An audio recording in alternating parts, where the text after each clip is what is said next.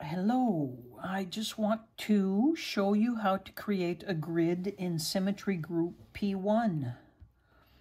We're in Symmetry Group P1, and if we turn it off or on, there is no grid, in this version anyhow. Now, if we just draw a dot, you can see it's drawn the corners of a grid. We can align those lines,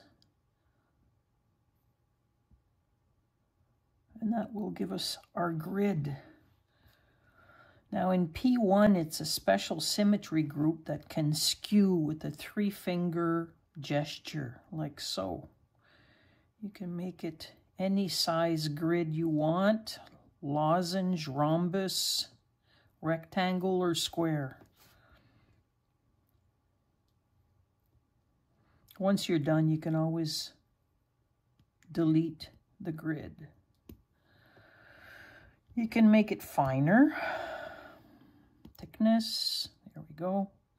Just so it doesn't interfere with your creative process. Thickness, we'll go for the thin guy. There we go. And so 1 finger or stylus to draw a line, like so. 2 fingers to navigate the screen, zoom in, zoom out, or pan around.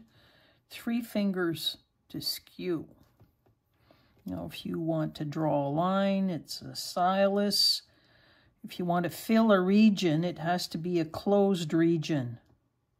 And you use a double tap, like so. Like so. That's it. This tessellation did start off with a bit of an idea to stack my characters one on top of each other, legs apart, standing on the shoulders of the character below. A bit like Castel building, human towers, the festivals in Spain. But then it all morphed into another idea. I seem to follow the whims of my intuition quite a bit. The basic grid behind this symmetry group is, as always, a parallelogram, a lozenge in this case.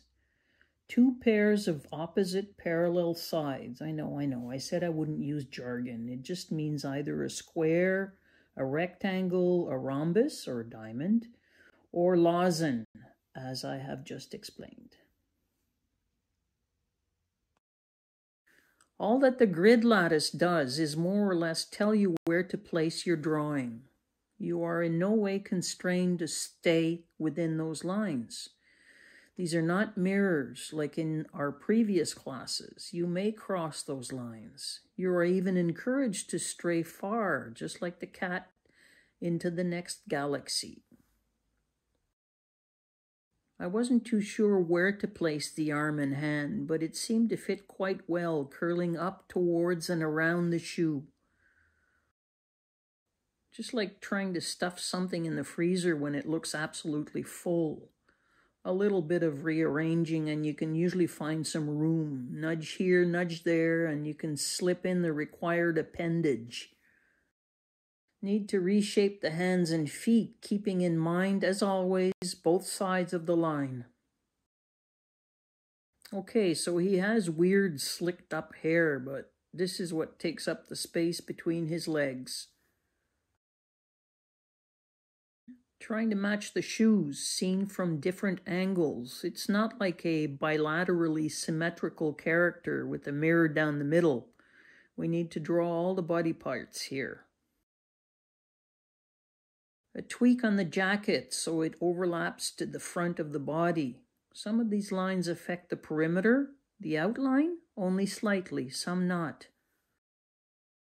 Jacket a bit dark for now, but this will be tweaked once we save and recolor the tile. We will get into that in another class. I've been using the Realign button under the Symmetry menu all along in this series of images. This is why the line of characters are a bit on a diagonal. But there's nothing stopping you from leveling out the rows. Now let's rewind and take the tessellation back to its two main lines.